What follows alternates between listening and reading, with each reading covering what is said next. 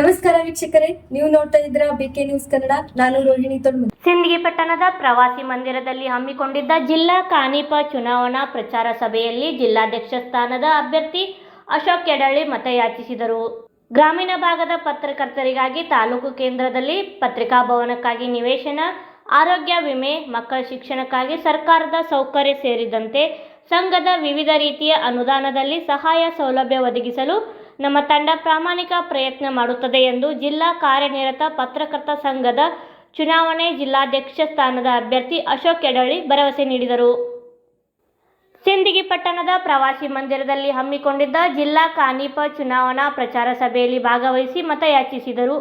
ಇದೇ ಸಂದರ್ಭದಲ್ಲಿ ಮಾತನಾಡಿದ ಅವರು, ಒತ್ತಡದ ಬದುಕಿನ ಮಧ್ಯೆಯೂ ಪತ್ರಕರ್ತರು ಸಮಾಜದ ಅಂಕುಡೊಂಕುಗಳನ್ನು ಜನತೆಗೆ ತಿಳಿಸುತ್ತಾ ಸಮಾಜದ ಏಳಿಗೆಗೆ ಶ್ರಮಿಸುವ ನಮ್ಮ ಪತ್ರಕರ್ತರಿಗಾಗಿ ಹಾಗೂ ಅವರ ಕುಟುಂಬಗಳಿಗೆ ಸಾಮಾಜಿಕ ಭದ್ರತೆ ಅವಶ್ಯಕವಾಗಿದೆ. ಜಿಲ್ಲೆಯ ಹಿರಿಯ ಪತ್ರಕರ್ತರ ಮಾರ್ಗದರ್ಶನ, ಸಹಕಾರ ಮತ್ತು ಬೆಂಬಲದಿಂದ 24 ಅಭ್ಯರ್ಥಿಗಳು ವಿವಿಧ ಹುದ್ದೆಗಳಿಗೆ ಅವಿರೋಧವಾಗಿ ಆಯ್ಕೆಯಾಗಿದ್ದು, ಜಿಲ್ಲಾ ಅಧ್ಯಕ್ಷ ಸ್ಥಾನಕ್ಕೆ ಮಾತ್ರ ನವೆಂಬರ್ 9ರಂದು ಚುನಾವಣೆ ನಡೆಯಲಿದೆ. ಮಾಧ್ಯಮ ಮಿತ್ರರೆಲ್ಲರೂ ತಮ್ಮ ಅಮೂಲ್ಯವಾದ ಮತವನ್ನು ನೀಡಿ ಬೆಂಬಲಿಸಬೇಕು ಎಂದರು.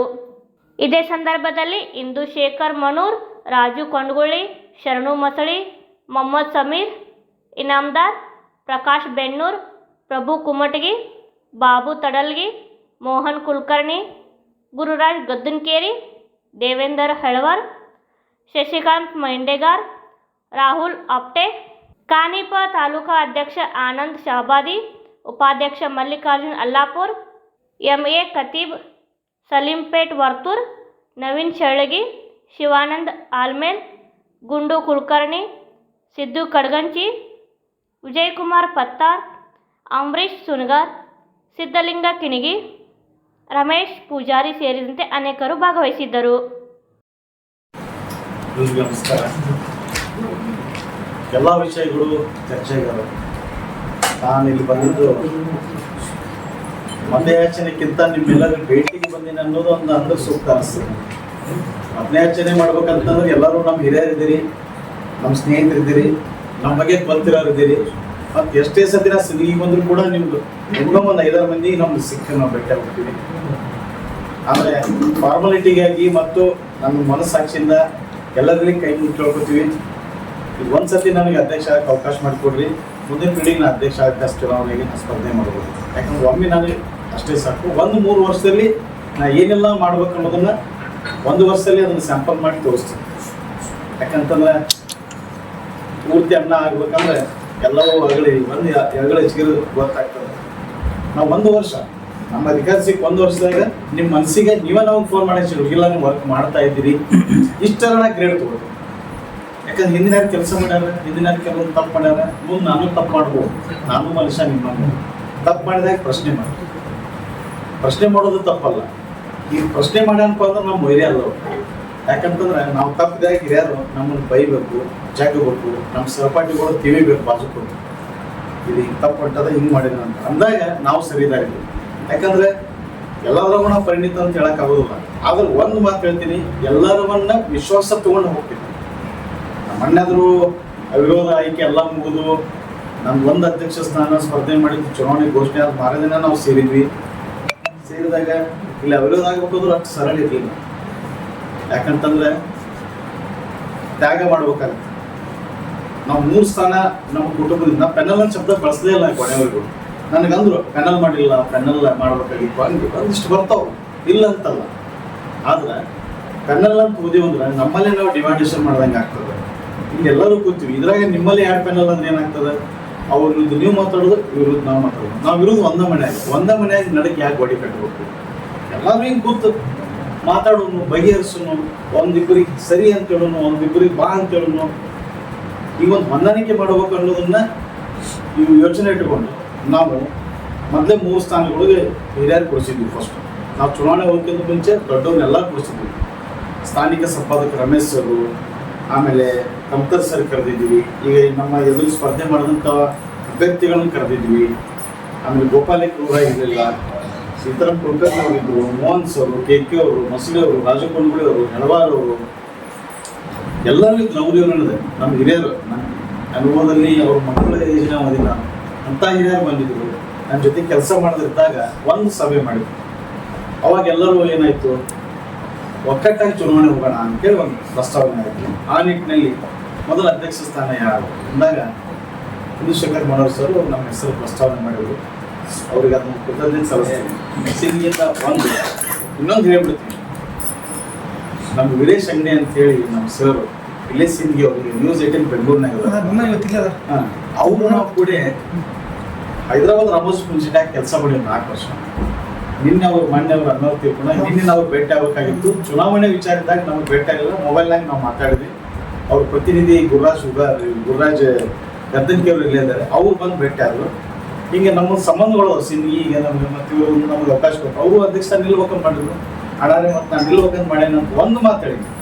ನಾನು ಬಟ್ಟೆ ಅವ್ರಿಗೆ ಕೋರ್ಸ್ ಮಾಡೋದಲ್ಲಿ ಏನಿಲ್ಲ ಅಣ್ಣ, ನಾನು ನಿಲ್ಬೇಕಂತ ಇನ್ನೂ ನಮ್ಮ ಬಾಯಿ ಮಾತು ಇವಾಗ ಅವ್ರು ಹೇಳ್ಬಿಟ್ರು, ನೀವು ನಿಲ್ತೀನಿ ಅಂದ್ರೆ ನಾನು ನಿಲ್ಲೋದಿಲ್ಲ, ನಿಮ್ಗೆ ಸಪೋರ್ಟ್ ಮಾಡ್ತೀನಿ ಅಂದರು. ಮತ್ತು ಯಾವುದೂ ಡಿಮ್ಯಾಂಡ್ ಇಟ್ಟಿಲ್ಲ, ನಿಮ್ಗೆ ಬೆಂಬಲಿಸ್ತೀನಿ, ನಾನು ಏನಾರು ಮಾಡ್ತೀನಿ ಅಂತ ಈ ಶಬ್ದ ಒಂದಂಗಿಲ್ಲ ಅವರು. ಯಾಕಂದ್ರೆ ಅವ್ರು ಮುಂದೆ ಹೇಳೋದು ಅದೇ ಇರಬೇಕು, ಹಿಂದೂ ಅದೇ ಇರಬೇಕು, ಅಲ್ಲಿ ಆಗಿದ ಘಟನೆನೂ ಅದೇ ಇರಬೇಕು, ನಾವು ಸತ್ಯವಂತ ಇರ್ಬೇಕು ಯಾವುದು. ಅವಾಗ ನಾವು ಇಲ್ಲ ಸರ್ ಎಲ್ಲರೂ ಸೇರಿ ಮಾಡೋಣ ಚುನಾವಣೆ, ನೀವು ಪ್ರಧಾನ ಕಾರ್ಯದರ್ಶಿ ಆಗುವಂತ್ರಿ ಮತ್ತೊಂದು ಮಾತಾಡಿದ್ವಿ. ನಾವೇ ತೀರ್ಮಾನ ಮಾಡ್ಕೊಂಡ್ರೆ ಅಲ್ಲ, ಎಲ್ಲರೂ ಹಿರಿಯರು ಕರೆದು ಅವ್ರು ಮುಂದೆ ಇಟ್ಕೊಂಡು ನಾವು ನಮ್ಮ ಡಿಮ್ಯಾಂಡ್ ಇಡೋಣ, ಒಂದು ಮನವಿ ಕೊಡೋಣ ಅಂದಾಗ ನಮಗೆಲ್ಲ ಹಿರಿಯರು ಎಲ್ಲ ನಮ್ಮ ಸಹಪಾಠಿಗಳು ಅವಕಾಶ ಮಾಡಿಕೊಟ್ರು. ಅವಾಗ 3 ಸ್ಥಾನಗಳು ಅವಿರೋದವು. ಇನ್ನು ಕಾರ್ಯಕಾರಿ ಸಭೆಗೆ 20 ನಾಮಪತ್ರ ಸಲ್ಲಿಸಿದ್ರು. ರಾಜ್ಯ ಕಾರ್ಯಕಾರಿಗೆ 3 ನಾಮಪತ್ರ ಸಲ್ಲಿಸಿದ್ರು. ಪ್ರಕಾಶನ್ ಅವರು, ಮೋಹನ್ ಕುಲಕರ್ಣಿ ಅವರು, ದೇವೇಂದ್ರ ಹೆಳವಾರ್ ಅವರು. ಮೋಹನ್ ಕುಲಕರ್ಣಿ ಅವರು ಮತ್ತು ಹೆಳವಾರ್ ಅವರು ದೊಡ್ಡ ಮನಸ್ಸು ಮಾಡಿ ಸ್ಪರ್ಧೆಯಿಂದ ಹಿಂಸರಿದ್ರು. ಅವರ ವಿರೋಧವಾಗಿ ಪ್ರಕಾಶ್ ಅವರು ಆಯ್ಕೆ ಆದರು. ಉಪಾಧ್ಯಕ್ಷ ಸ್ಥಾನಕ್ಕೆ 7-6 ಮಂದಿ ಕೊಟ್ಟಿದ್ರು.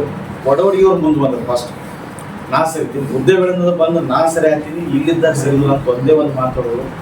ಅದೆಲ್ಲರಿಗೂ ಒಂದು ಪರಿಣಾಮಕಾರಿ ಮನಸ್ಸಿಗೆ ನಾಡಿತು. ಕೊನೆ ಕ್ಷಣ ಇನ್ನೂ 3 ಗಂಟೆಗೆ 5 ನಿಮಿಷ ಇರ್ತಾವೆ ಇವೆಲ್ಲ ಬೆಳವಣಿಗೆಗಳು. ಅಲ್ಲಿವರೆಗೂ ಹಗ್ಗ ಜಗ್ಗಾಟ ಅದು ಇದು ನಡೆದು ಬಿಟ್ಟಿದ್ದು ಬೆಳಗಿಂದ, ಯಾರಿಗೆ ಸಂಬಂಧನೇ ಇರಲಿಲ್ಲ. ಅವ್ರು ಸರಿದ್ರು. ಅವಾಗ ಅಲ್ಲಿ 3 ಅವಿರೋಧ ಆಯ್ಕೆ ಆದವು. ಅದಾದಮೇಲೆ ಕಾರ್ಯದರ್ಶಿ ಸ್ಥಾನ ಅವ್ರಿಗೆ ಹೇಳಿ ಸರಿಸಿದ್ವಿ. ಆಮೇಲೆ ಹಿಂದೆ ಅಶೋಕ್ ಕುಲಕರ್ಣಿ ಅವ್ರು ಸರಿದ್ರು. ಶಶಿ ಮಂಡಗ ಅವರು ಅವ್ರಿಗೆ ಉಪಾಧ್ಯಕ್ಷ ಆಗ್ಬೇಕಂತ ಅವ್ರು ಯಾವತ್ತೂ ಮುಂದೆ ಬರಲಿಲ್ಲ. ಎಲ್ಲೇ ಶಶಿ ಅವ್ರಿಗೆ ಕಾರ್ಯದರ್ಶಿಯಿಂದ ಮತ್ತೆ ಅವ್ರಿಗೆ ಉಪಾಧ್ಯಕ್ಷ ಸ್ಥಾನ ಆಯಿತು. ಹೀಗೆ ಒಂದು ಕುಟುಂಬದಂಗೆ ನಾವು ಬಂದಿವಿ. ಆದರೆ ಇದಿಷ್ಟ ಎಲ್ಲ ಬೆಳವಣಿಗೆಗೂ ನಮ್ಮ ಎದುರಾಳಿಗಳು ಬಂದಿರಲಿಲ್ಲ ಸಭೆಗೆ. ಅವ್ರನ್ನ ಕರೆದಿದ್ದೀವಿ.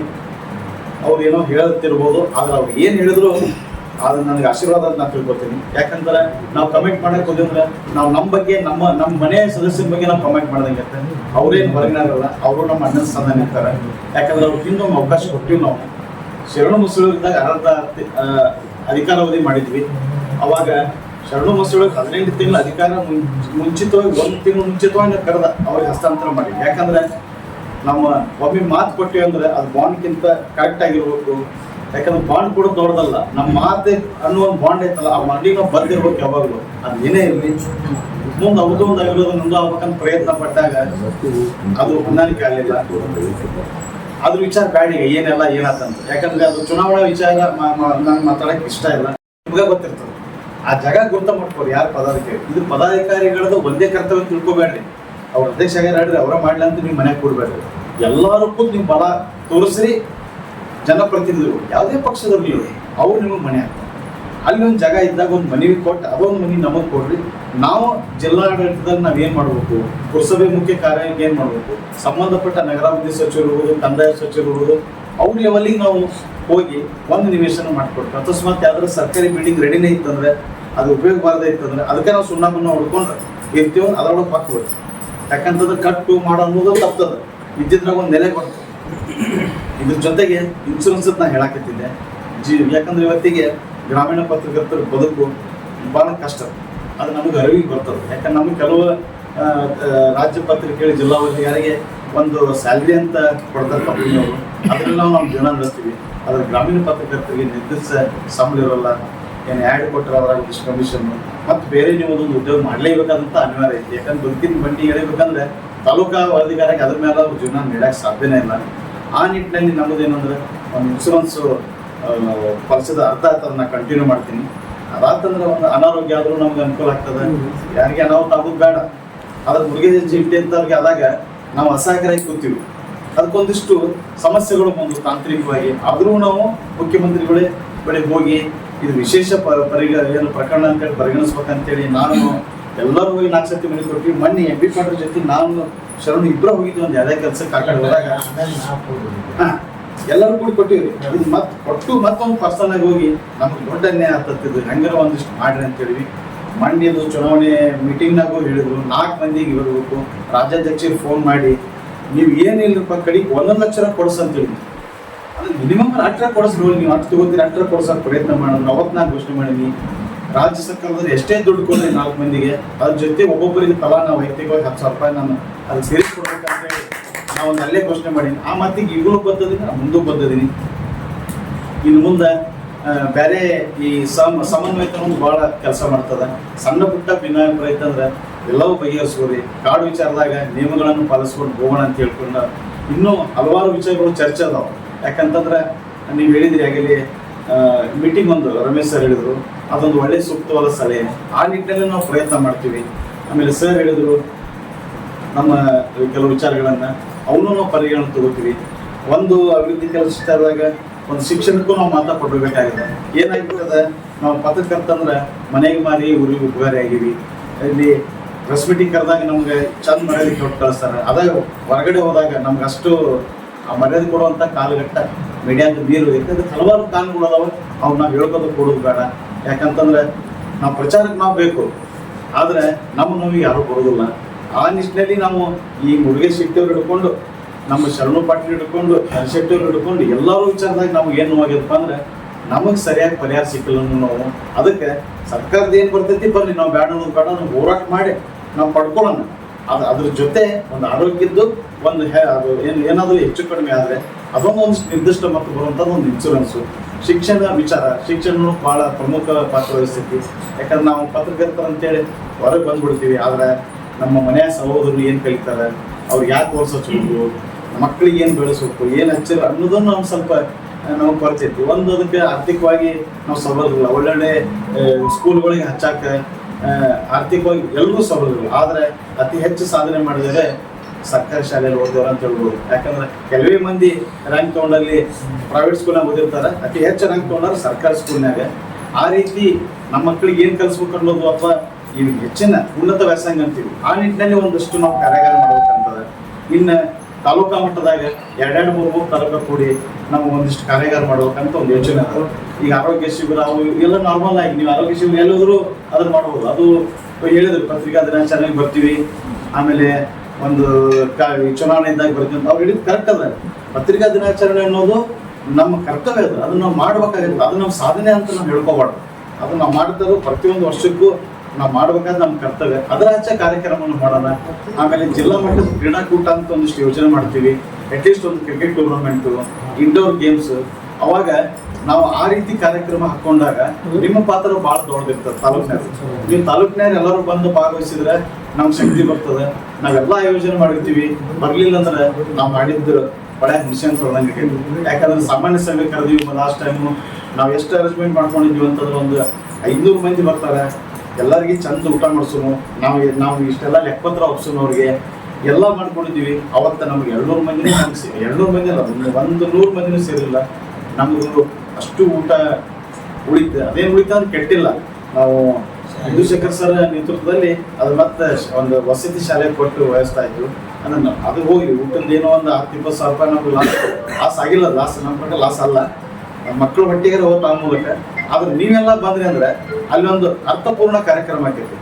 ನೀವು ಇಲ್ಲಿ ಕೇಳಿ ಬರದೇ ಇತ್ತಂದ್ರೆ ಅದಕ್ಕೆ ನಮ್ಮ ಉತ್ಸಾಹ ಕಡಿಮೆ ಆಕೈತಿ. ಹೀಗೆ ಪ್ರತಿಯೊಂದು ಕಾರ್ಯಕ್ರಮದಲ್ಲಿ ನಾವು ಪಾಲ್ಗೊಳ್ಬೇಕು. ಮತ್ತೆ ಏನಿದ್ರು ನೀವು ಈಗ ನೇರವಾಗಿ ನಾನು ಕೇಳ್ಬೋದು. ಯಾಕಂದ್ರೆ ಹೇಳ್ಕೊತೋದ್ರೆ ಇನ್ನೂ ಭಾಳ ಭರವಸೆ ಹೇಳ್ಕೊತ ಹೋಗ್ಬೋದು. ಆದ್ರೆ ಹೇಳ್ಕೊಡೋದು ದೊಡ್ಡ ವಿಚಾರ ಅಲ್ಲ. ನಮಗೆ ಅವಕಾಶ ಕೊಡ್ರಿ. ನಾ ಈಗಾಗಲೇ ಹೇಳಿದ್ದೀನಿ, ನಾನು ಒಂದ್ಸತಿ ಆಯ್ಕೆ ಮಾಡ್ರಿ, ನಾನು ಇನ್ನೊಂದ್ಸತಿ ಸ್ಪರ್ಧೆ ಮಾಡೋದಿಲ್ಲ. ಒಮ್ಮೆ ರಿಕಾಲ್ ಕೊಡ್ರಿ, ಕೊಟ್ಟು ನೋಡ್ರಿ. 1 ವರ್ಷ ಟೈಮ್, 1 ವರ್ಷ ಒಳಗೆ ನಾವು ಏನು ಮಾಡ್ತೀವಿ 120 ನಮ್ಮ ಗುರಿ 100 ಒಳಗೆ 120 ನಾನು ರೀಚ್ ಆಗಲೇಬೇಕು. 1 ವರ್ಷ ನಾ ಇಲ್ಲಿ ಎದಗಿರ್ಬೇಕಾಗಿಲ್ಲ. ನಿಮ್ಮ ಸಪೋರ್ಟ್ ಅದ. ಇನ್ನು ಡೆವಲಪ್ಮೆಂಟ್ ವಿಚಾರದಾಗ ಒಂದು ಹೇಳ್ಬಿಡ್ತೀನಿ, ಅಧ್ಯಕ್ಷ ಸ್ಥಾನ ಅನ್ನೋದು ಯಾವುದೇ ರಾಜ್ಯದ ಸಿಂಹಾಸನ ಅಲ್ಲ. ಅದೊಂದು ನಿಮ್ಮೆಲ್ಲರ ಕೈಗೆ ಕೆಲಸ ಮಾಡ್ತಕ್ಕಂಥ ಒಂದು ಅವಕಾಶ ಅಂತ ತಿಳ್ಕೊಬೇಕು. ನಾ ಅಧ್ಯಕ್ಷ ಆಗಿನಿ ಅಂತೇಳಿ ನಾನೇ ಅಧ್ಯಕ್ಷ ಅಂತ ಹೋಗುದು, ನಾನೇ ಪ್ರಧಾನ ಕಾರ್ಯದರ್ಶಿ, ನಾನೇ ಉಪಾಧ್ಯಕ್ಷ ಅಂತ ಹೋಗುದು, ಅದು ನಾವು ಮಾಡ್ತಾರೋ ಮೊದಲೇ ದೊಡ್ಡ ತಪ್ಪಾಗ್ತದೆ. ನಾವು ಎಲ್ಲರ ಜೊತೆ ಸಮನ್ವಯ ಹೋಗ್ಬೇಕು. ಇದು ನಮ್ಮ ಪತ್ರಕರ್ತ ಜಾತಿ, ಅವು ಇವರು ನಮ್ಮವರು ಅವರು ಇವು ಯಾವೂ ಇರೋದಿಲ್ಲ. ಇಲ್ಲಿ ನಮ್ಗೆ ಎಲ್ಲರೂ ಕರೆದು ಒಂದು ಪತ್ರಕರ್ತ, ಒಂದು ಸ್ವಲ್ಪ ಸೀನಿಯರ್ಗಳಿಗೆ ಮಾಡಿ ಹೇಳಿದ್ರು ಸರ್ ಹಿರಿಯ ಪತ್ರಕರ್ತ ಅಷ್ಟೇ. ಹಿರಿಯ ಅನ್ನೋದು ಬಿಟ್ಟರೆ ಇನ್ನೊಂದು ವರ್ಡೇ ಇಲ್ಲಿ, ಅದಕ್ಕೆ ಪತ್ರಕರ್ತ ಅನ್ನೋದೇ ಜಾಸ್ತಿ ಇರ್ತದೆ. ಇಲ್ಲಿ ಎಲ್ಲರೂ ಒಂದೇ. ನಾವು ಒಂದು ಪತ್ರಕರ್ತನ ಕುಟುಂಬ ಅಂತ ಮಾಡ್ಕೊಂಡ್ರು. ಇನ್ನು ಅಣ್ಣರು ಭಾಳ ಚಂದ ಮಾತಾಡಿದ್ರು, ಪೂಜಾಸರು ಭಾಳ ಮಾರ್ಮಿಕವಾಗಿ ನಮಗೊಂದಿಷ್ಟು ಸಲಹೆಗಳನ್ನು ಕೊಟ್ಟರು. ಅವು ಸಲಹೆಗಳು ಭಾಳ ಉಪಯುಕ್ತ ಆಗ್ಯಾವ. ಯಾಕಂದ್ರೆ ಬರೀ ಕಾರ್ಯಕಾರಿ ಸಮಿತಿ ಸಭೆಯನ್ನ, ಮೀಟಿಂಗನ್ನು, ಒಂದು ಪತ್ರಿಕಾ ದಿನಾಚರಣೆ ಮಾಡೋದನ್ನ ಜಿಲ್ಲೆಗೆ ಸೀಮಿತ ಆಗ್ಬೋದು, ತಾಲೂಕಿಗೆ ಸೀಮಿತ ಆಗ್ಬೋದು ಅಂತ ಹೇಳಿದ್ರು. ಇವು ಎಲ್ಲ ಸಲಹೆಗಳನ್ನು ನಾವು ಹೃದಯಪೂರ್ವಕವಾಗಿ ಒಪ್ಕೋಬೇಕಾಗ್ತದೆ. ಯಾಕಂದ್ರೆ ಅಂತಂತ ಸಲಹೆನ ಕೊಟ್ಟಾರ. ಯಾಕೆ ನಾವು ನಿಮ್ಗೆ ಮಾತಾಡೋಕೆ ಕೊಟ್ಟಿವಪ್ಪ ಫಸ್ಟ್ ಅಂದ್ರೆ ನಾವು ಬರ್ಬೋದು, ಬಂದು ಕೈ ಮುಗಿದು ನಮ್ಮ ಒಂದು ಪತ್ರ ಕೊಟ್ಟು ಹೋಗ್ಬೋದು. ಅದು ಚುನಾವಣೆ ಅಲ್ಲ. ನಾವು ಚುನಾವಣೆ ಪ್ರಚಾರ ಒಂದು ಭಾಗ. ಈ ಮೂಲಕನೇ ಭೇಟಿಯಾಗಿ ಸಮಸ್ಯೆಗಳನ್ನು ತಿಳ್ಕೊಳ್ಕೊಂಡ್ ಅವಕಾಶ ಅದ. ಇನ್ನು ಏನೇ ಯಾವುದೇ ರೀತಿ ತಪ್ಪಾಗಲಿ ನಾವು ನೋಡ್ಕೊಳ್ತೀವಿ. ಹಿಂದೆ ಏನಾಗೈತಿ ಏನಾಗಿಲ್ಲ ಅನ್ನೋದನ್ನ ನಾವು ಚುನಾವಣೆ ನಂತರ ನಾವು ಮನನ ಮಾಡ್ತೀವಿ. ನಮಗೂ ಆಗ್ತದ ಗ್ರಾಮೀಣ ಪತ್ರಕರ್ತರ ಪರಿಸ್ಥಿತಿಗಳನ್ನ ನನಗೆ ಗೊತ್ತು. ಯಾಕಂತಂದ್ರೆ ಲೈನೇಜ್ ಮೇಲೆ ನಾವು ಹೋಗ್ಬೇಕು, ನಿರ್ದಿಷ್ಟವಾದ ಸಂಬಳ ಇರೋದಿಲ್ಲ. ಆಮೇಲೆ ನಮ್ಮ ಕುಟುಂಬ ನಿರ್ವಹಣೆ ದೊಡ್ಡದಿರ್ತದೆ. ಯಾಕಂದ್ರೆ ಎಲ್ಲರೂ ದುಡಿಯೋದು ಕುಟುಂಬ ನಿರ್ವಹಣೆಗಾಗಿ. ಕುಟುಂಬ ನಿರ್ವಹಣೆ ಮಾಡಿದ್ಮೇಲೆ ಸಮಸ್ಯೆ ಮಾಡ್ತೀವಿ. ನಮ್ಮ ಹೊಟ್ಟೆನ ತುಂಬಲಿಕ್ಕಂದ್ರೆ ನಾವು ಇನ್ನೊಬ್ಬರಿಗೆ ಒಂದು ತನ್ನ ಹಾಕಕ್ಕೆ ಎಲ್ಲ ಆಗುತ್ತೆ. ಹಾಗಾಗಿ ಮೊದಲು ನಿಮ್ಮ ಕುಟುಂಬ ರಕ್ಷಣೆ ಮಾಡೋಗೋಸ್ಕರ, ನಿಮ್ಮ ರಕ್ಷಣೆಗೋಸ್ಕರ ನನಗೊಂದು ಯೋಚನೆ ಅದ. ಎಲ್ಲ ಪತ್ರಕರ್ತರಿಗೆ ಒಂದು ಆರೋಗ್ಯ ವಿಮೆ ಮಾಡಿಸ್ಬೇಕಾಗ್ತದೆ. ಅದು ಯಾವ ರೀತಿ ಆರೋಗ್ಯ ವಿಮೆ ಮಾಡಿಸ್ಬೇಕು ಅನ್ನೋದನ್ನ, ಯಾವ ಕಂಪ್ನಿಯಿಂದ ಮಾಡಿಸ್ಬೇಕು ಅನ್ನೋದನ್ನ ಅದ್ರ ಬಗ್ಗೆ ಒಂದು ಸ್ವಲ್ಪ ವಿಚಾರ ಮಾಡತ್ತೀವಿ. ಯಾಕಂತಂದ್ರೆ ನಮಗೆ ಇನ್ನೂ ಒಂದು 10 ರೂಪಾಯಿ ಜಾಸ್ತಿ ಹೋಗಿ ಅನುಕೂಲಗಳು ಭಾಳ ಆಗ್ಬೇಕು, ಅದನ್ನ ನಾವು ವಿಚಾರ ಮಾಡ್ತೀವಿ. LIC ಇಂದ ಹಿಡ್ಕೊಂಡು ಪ್ರೈವೇಟ್ ಇದ್ದಾವೆ. ಆಮೇಲೆ ಕೇಂದ್ರ ಸರ್ಕಾರದ ಅಂಚೆ ಇಲಾಖೆಯಲ್ಲಿ ಕೆಲವೊಂದು ಅದಾವ. ಅವನ್ನೆಲ್ಲವನ್ನೂ ಒಂದು ಲಿಸ್ಟ್ ಮಾಡ್ಕೊಂಡು ಇಟ್ಕೊಂಡಿವಿ. ಮ್ಯಾಕ್ಸಿಮಮ್ ನಮಗೆ ಈಗ ಒಬ್ಬ ಸದಸ್ಯಗೆ ಒಂದು ವರ್ಷಕ್ಕೆ ಮಿನಿಮಮ್ 1,000 ರೂಪಾಯಿ ನಾವು ತುಂಬೋದು ಬಂತಂದ್ರೆ, ಇನ್ನೂ 1,100 ರೂಪಾಯಿ ತುಂಬಿದ್ರೆ ಇನ್ನೂ ಭಾಳ ಸೌಲಭ್ಯ ಸಿಗ್ತಾವಂದ್ರೆ ನಾವು 1,100 ರೂಪಾಯಿ ತುಂಬೋದು ಓಕೆ. ಅಂದ್ರೆ ನಾನು ಇಷ್ಟೇ ಅಂತ ಹೇಳ್ತಾ ಇಲ್ಲ, ಒಂದು ಮಿನಿಮಮ್ ನಮ್ಮ ಕಡೆ ಏನಕ್ಕೆ ಅದಕ್ಕೆ ಬೇಕಾದಂಥ ಬಂಡವಾಳ ಏನು ಮಾಡೋದು, ಸಂಘದಿಂದ ಹಾಕೋದು. ಯಾಕಂದ್ರೆ ಸಂಘದಾಗ ಹೋಗಿ ಸ್ವಲ್ಪ ನಮ್ಗೆ ರೊಕ್ಕ ಕೊಡೋದು, ಸಮ್ಮೇಳನದ್ದು ಆ ಸಮ್ಮೇಳನ ಲೆಕ್ಕನೂ ನಾವು ಒಪ್ಪಿಸ್ಬೇಕಾಗಿದೆ. ಅದೊಂದು ಜವಾಬ್ದಾರಿ ಐತಿ.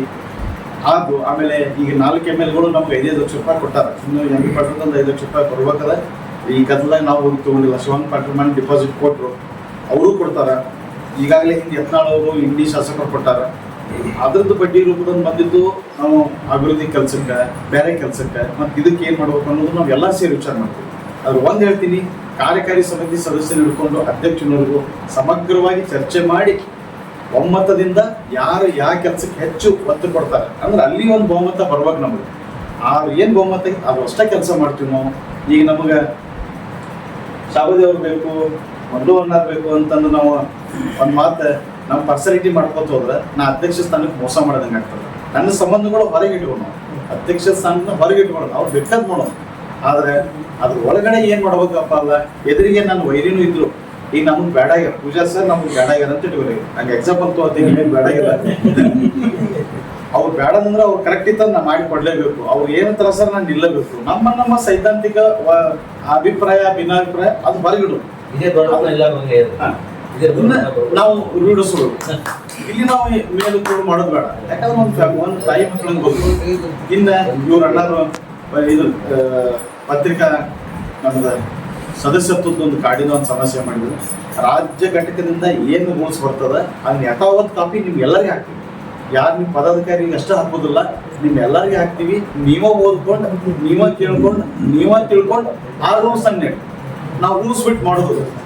ಯಾಕಂದ್ರೆ ಒಂದು ನಾವು ರೂಲ್ಸ್ ಬಿಟ್ಟು ಮಾಡಿದೀವಿ ಅಂದ್ರೆ ನಮ್ಗೆ ಇನ್ನು 100 ಕಾರ್ಡ್ಗಳು ಬರ್ತಾವೆ. ನಿಮ್ಗೆ ಬೇಕಾದಾಗ ಒಬ್ಬ ಮಾಡಿದ್ವಾ, ನಮ್ಗೆ ಯಾಕೆ ಮಾಡಿಲ್ಲ ಅಂತ ಪ್ರಶ್ನೆ ಬರ್ತಾವೆ. ಅವಾಗ ನಮ್ಮ ನ್ಯಾಯ ಸತ್ತು ಹೋಗ್ಬಿಡ್ತಾವೆ. ನೀವು ತಿಳ್ಕೊರಿ, ಯಾರು ಇಲ್ಲಿ ಸಣ್ಣ ಮಕ್ಕಳಿಲ್ಲ, ಓದದೆ ಬರದೇ ಇರೋಂಥ ವ್ಯಕ್ತಿ ಇಲ್ಲ, ಎಲ್ಲರಿಗೂ ರೂಲ್ಸ್ ಬರ್ತದೆ. ಆ ರೂಲ್ಸ್ ನಿಮ್ಗೆ ಹಾಕಿಬಿಟ್ರೆ ನಿಮ್ಮನ್ನ ಫಿಲ್ಟರ್ ಮಾಡ್ಕೊಂಬ. ನಾ ಇದಕ್ಕೆ ಬರ್ತೀನೋ ಬರೋದು, ಈ ರೂಲ್ಸ್ ಒಳಗೆ ನನ್ಗೆ ಕೂಡ್ತದೋ ಇಲ್ಲೋ, ನಿಮ್ಗೆ ತೀರ್ಮಾನ ತಗೊಂಡು ನೀವು ಅಪ್ಲಿಕೇಶನ್ ಕೊಡಿ. ನಾ ಅನ್ಬಾರ್ದು. ಈ ಸಿಂಧಿಗೆ ಅನ್ನಾಗತ್ತಿಲ್ಲ. ಕೆಲವೊಂದು ಕಮಿಟಿ ಅವ್ರು ನೋಡಿದ್ರೆ ಅವ್ರ ಹೆಸರು ಒಂದು ಸಹಿ ಬಿಟ್ಟರೆ ಅವ್ರು ಏನೂ ಬರೆದಿಲ್ಲ. ಅವಾಗ ನಾವು ಅದನ್ನ ಕಾರ್ಡ್ ತಗೋಬೇಡ. ಅನುಭವ ಪತ್ರ ಅಂತ ಇರ್ಬೇಕು. 3 ವರ್ಷದಿಂದ ಇನ್ನೊಂದು ಅನುಭವ ಪತ್ರ ಹಚ್ಚಿರ್ತಾರೆ. ಅದಕ್ಕೊಂದು 5 ಮಂದಿ ಕಡೆ ಫೋನ್ ಮಾಡಿಸ್ತಾರೆ, ನಂಬರ್ದಾರ ಮಾಡಿ ನಮ್ಮ ಜಾತಿ ಧರ್ಮ ನಾವು ಜಾತಿ ಮಾಡಕ್ ಬಂದಿಲ್ಲ. ಇಲ್ಲಿ ಜಾತಿ ಅನ್ನೋದು ವಸ್ತು ಅಲ್ಲೇ ಅಲ್ಲ. ನಮ್ದು ಪತ್ರಿಕಾ ಜಾತಿ, ಯಾರು ಮೇಲಲ್ಲ ಯಾರು ಕೀಳಲ್ಲ, ಒಂದೇ ಜಾತಿಯ ಪತ್ರಿಕಾ ಜಾತಿಯವರ ನಾನು ಹೇಳಕ್ ಇಷ್ಟಪಡ್ತೀನಿ. ಯಾಕಂತಂದ್ರೆ ಇವತ್ತಿನ ರಾಜಕೀಯ ಯುಗದಾಗ ಎಲ್ಲ ತರ ಹಾಕ್ಬಿಟ್ಟವ್. ನಾವು ಹಂಗಾಗಿ ಇವೆಲ್ಲ ಎಷ್ಟು ಮಟ್ಟಿಗೆ ಅವು ನಡೀತಾವ ಗೊತ್ತಾ? ಸ್ವಲ್ಪ ಒಂದು ಅದಕ್ಕೆ ಲಿಮಿಟ್ ಕಡಿಮೆ ಆಯುಷ್ಯ, ಆದ್ರೆ ನಾವು ಒಂದಂತೇನು ಹೊಕ್ಕಿವಲ್ಲ ಅದು ಶಾಶ್ವತ ಇರ್ತದೆ. ಇದ್ರ ಜೊತೆಗೆ ನಾ ಹೇಳ್ತೀನಿ, ಸಂಘ ದೊಡ್ಡದು, ವ್ಯಕ್ತಿ ದೊಡ್ಡವಲ್ಲ. ಸಂಘ ಶಾಶ್ವತ ಇರ್ತದೆ, ವ್ಯಕ್ತಿ ಶಾಶ್ವತ ಇರೋದಿಲ್ಲ. ಇವತ್ತು ನನಗೆ ಅಧಿಕಾರ ಸಿಗ್ಬೋದು, ಸಿಗದೆ ಇರ್ಬೋದು. ನನಗೆ ಅಧ್ಯಕ್ಷ ಆಗೋಕ್ಕೂ ಆಸೆ ಐತಿ, ಆದ್ರೆ ನಾನು ದುರಾಸೆ ಪಟ್ಟಿಲ್ಲ ಯಾವಾಗಲೂ. ಯಾಕಂದ್ರೆ ದುರಾಸೆ ಕೊಡೋ ವ್ಯಕ್ತಿನೂ ನಾನಲ್ಲ. ನನ್ನದೇ ಆದಂಥ ಒಂದು ಫ್ರೇಮಲ್ಲಿ ಬದುಕಂತ ಮನುಷ್ಯ ನಾನು. ನನ್ನ ಬಗ್ಗೆ ನಾ ಹೇಳ್ಕೊಳ್ಳೋದಾಗ ಅಷ್ಟು ಚಂದ ಇದ್ದು. ನಿಮ್ಮ ಕಣ್ಣಲ್ಲಿ ಹೆಂಗೆ ಕಂಡಿದ್ದೀನಿ, ನಿಮ್ಮ ಮನಸ್ಸಿನಾಗ ನನ್ನ ಬಗ್ಗೆ ಒಂದು ಗ್ರಾಫ್ ಐತಿ. ಆ ಗ್ರಾಫ್ ಎಷ್ಟೈತೆ ಅಷ್ಟೇ ಐತಿ. ನಮಗೆ ದೊಡ್ಡ ಪೊಸಿಷನ್ ಬೇಡ, ಕೀಳೂ ಬೇಡ. ಯಾಕಂದ್ರೆ ಆ ಒಂದು ಫ್ರೇಮ್ ಆಚೆ ಹೋಗಕ್ಕೆ ನಾನು ಇಷ್ಟಪಡಲ್ಲ. ಯಾಕಂತಂದ್ರೆ ನಾವೆಲ್ಲರೊಳಗೊಂದಾಗೂ ಇರ್ಬೇಕು ಅನ್ನೋವಂಥ ವ್ಯಕ್ತಿತ್ವ ಹೊಂದಿದವನು. ಅದ್ರ ಜೊತೆ ಪತ್ರಿಕಾ ಭವನ ಅಂತ ಹೇಳಿದ್ರಿ. ಈ ಪತ್ರಿಕಾ ಭವನದ್ದು ಎಲ್ಲ ತಾಲೂಕಿಗೂ ನಾವು ಒಂದು ಪ್ರಯತ್ನ ಮಾಡ್ತೀವಿ. ಅಲ್ಲಿ ನಿಮ್ಮ ಶ್ರಮ ಮಾಡುತ್ತೆ. ನೀವು ಒಂದು ಏನು ಕೆಲಸ ಮಾಡ್ತೀವಿ, ನಿಮಗೆ ಪತ್ರಿಕಾ ಭವನದ ಜಾಗ ಎಲ್ಲಿ ಐತೆ ಅನ್ನೋದು ಗೊತ್ತಾ ಮಾಡ್ಬೋದು. ನಮಗೆ ಸಿಂಧಿಯಾಗ ವಿವೇಕಾನಂದ ಬಂದಿದ್ದೇವೆ. 24 ಸ್ಥಾನ ಅವಿರೋಧ ಮಾಡಲು ಭಾಳ ಶ್ರಮ ಪಟ್ಟೇವಿ. ಅದು ಸಕ್ಸಸ್ ಆಯಿತು. ಉಳಿದು ಒಂದು ಅವಿರೋಧ ಮಾಡ್ಲಿಕ್ಕೂ ಪ್ರಯತ್ನ ಮಾಡಿದೇವಿ. ಅದು ಲಾಸ್ಟ್ ಮೂಮೆಂಟ್ ಅನಿವಾರ್ಯ ಕಾರಣದಿಂದ ಆಗಲಿಲ್ಲ. ಒಟ್ಟಾರೆ ನಾನು 2018ರ ಚುನಾವಣೆ ಸ್ಪರ್ಧೆ ಮಾಡ್ದಾಕರ ಒಂದು ಸೈಡ್ ಆಗಿ ನೀವು ಸಿಂದಗಿಯಿಂದ ನಾನು ಮತ ಹಾಕಿದ್ದೆ.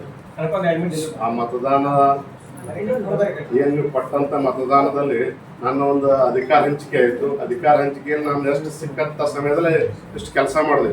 ಬಂದು ಭೂಮಿ ಪೂಜೆನೂ ಮಾಡಿದ್ದೆ. ಅದಕ್ಕೆ ನಮ್ಮ ಪತ್ರಿಕಾ ಭವನ ಮನುಗುಳಿ ಸರ್ ಇದ್ರು, ಅರುಣ್ ಶಾಪೂರ್ ಸರ್ ಎಲ್ಲರೂ. ಅದು ಏನಾಯ್ತು ಅಲ್ಲಿಗೆ ಮುಟ್ಟಿತ್ತು. ನನಗೆ ನೆಕ್ಸ್ಟ್ ನನ್ನ ಅಧಿಕಾರ ಹಂಚಿಕೆ ನಾವು ಬೇರೆಯವ್ರಿಗೆ ಕೊಡಬೇಕಾಯ್ತು ಮತ್ತು ನನ್ನ ಮುಂದೆ ಆರೋಗ್ಯ ಸಮಸ್ಯೆ ಆಯಿತು. ಹೀಗಾಗಿ ನನ್ನ ಅವಧಿಯಲ್ಲಿ ಪತ್ರಿಕಾ ಭವನ ತಾಲೂಕದಾಗ ಪತ್ರಿಕರಿಗೆ ಕುತ್ಕೊಳ್ಳೋಕೆ ಸ್ಥಳಾವಕಾಶ ಬೇಕು. ಅಲ್ಲಿರ್ತಕ್ಕಂಥ ಪಟ್ಟಣ ಪಂಚಾಯತಿ ಪುರಸಭೆಯಿಂದ ಏನೇನು ಮಳಿಗಿರ್ತ ಪಡೆಯೋ ನಿಟ್ಟಿನಲ್ಲಿ ಹಿಂದಿ, ಚರ್ಚನ, ಬಾಗೇವಾಡಿ ಹಿಂಗೆಲ್ಲ ಕೆಲಸ ಮಾಡ್ಕೊಂಡ್ಬಂದೆ. ಮುದ್ದೇಬಾಳ್ ಹಿಡ್ಕೊಂಡು. ಆದರೂ ನನಗೆ ನಮ್ಮ ಪತ್ರಿಕಾ ಭವನನೇ ಅಂತಂತಿದ್ದು ನನ್ನ ಅವಧಿಯ ಬಂದಾಗ ಅದನ್ನು ನಾವು ಒಳಗೆ ಹೋಗ್ತೀವಿ. ಜಿಲ್ಲಾ ಪಂಚಾಯತ್ ರಸ್ತೆಯಲ್ಲಿ ಅಲ್ಲಿ ಹೋಗಿ ಸಾಕಷ್ಟು ಕೆಲಸಗಳು ಮಾಡಿದ್ದೇವೆ. ಅದೆಲ್ಲ ನಿಮ್ಗೆ ಗೊತ್ತಿದ್ದಂಥ ವಿಷಯ. ಈ ಕಾರ್ಡ್ ಸಮಸ್ಯೆ ಬರೋದು ಭಾಳ ನಾವು ಕೇಳ್ತಿರ್ತೇವೆ. ಇದು ತಾಲೂಕು ಘಟಕದಿಂದ ಒಂದು ಕರೆಕ್ಟ್ ರೀತಿಯಾಗಿ ನೀವೇ ಸ್ವಂತ ಶಿಫಾರಸು ಮಾಡಿ ಮುಂದೆ ಕುತ್ಕೊಂಡು ಮಾಡ್ಕೊಂಡು ಹೋಗೋದು ಭಾಳ ಬೆಸ್ಟ್. ಯಾಕಂದ್ರೆ ಬದಲಾವಣೆ, ಯಾಕಂದ್ರೆ ತಾಲೂಕು ಅಧ್ಯಕ್ಷರು, ಪ್ರಧಾನ ಕಾರ್ಯದರ್ಶಿಗಳು ಈ ಬಾಡಿಗೆ ಮೆಂಬರ್ ಇರ್ತಾರೆ. ಈಗ ಮಾತಾಡಿದ್ರು ಅವರು ಸರ್ ಹೇಳಿದ್ದು ಕರೆಕ್ಟ್ ಅದ, ಸರ್ ಹೇಳಿದ್ದು ಮತ್ತು ಎಲ್ಲರದ್ದು. ಯಾಕಂದ್ರೆ ನಾವು ಎಲ್ಲಿ ಹೋದಂತ ತಾಲೂಕಿಗೆ ಮೊದಲು ಎಲ್ಲ ಸಮಸ್ಯೆಗಳನ್ನ ಕೇಳ್ಕೊಂಡೇವ್ರಿ. ಯಾಕೆ ನನ್ನ ಪೀಳಿಗೆನಾಗ ನಾ ಆದ್ರೂ 3 ಮಂದಿ ಅಧ್ಯಕ್ಷರಾದ್ರಿ ಅವಧಿದಾಗ ಹಿಂದಿನವ್ರು. ಈ ಸಮಸ್ಯೆ ಭಾಳ ಬರ್ಬೇಕತ್ತದ. ಏನು ಕರೆಕ್ಟ್ ಕೆಲಸ ಮಾಡ್ತಾರ, ಯಾರು ವರ್ಕಿಂಗ್ ಇರ್ತಾರ ಅವ್ರ ಕಾರ್ಡ್ ನೀವೇ ಗುರ್ತ ಮಾಡ್ಕೊಂಡು ತಂದು ಮುಂದೆ ಕೂತ್ಕೊಂಡು ಇವ್ರು ನಮಗೆ ಬೇಕು, ಇವ್ರು ಕೆಲಸ ಮಾಡ್ಕತ್ತಾರ ನೀವು ಹೇಳಿದ್ರ ಅಂದ್ರೆ ಅವ್ರಿಗೆ ಮನವರಿಕೆ ಆಗ್ತದೆ. ಮತ್ತು ರಾಜ್ಯ ಘಟಕದ್ದು ಮತ್ತು ನಮ್ಮ ಬೈಲಾ ಪ್ರಕಾರ ಒಂದಿಷ್ಟು ರೂಲ್ಸ್ ರೆಗ್ಯುಲೇಷನ್ ಅವ್ರು ಕಳಿಸ್ತಾರೆ.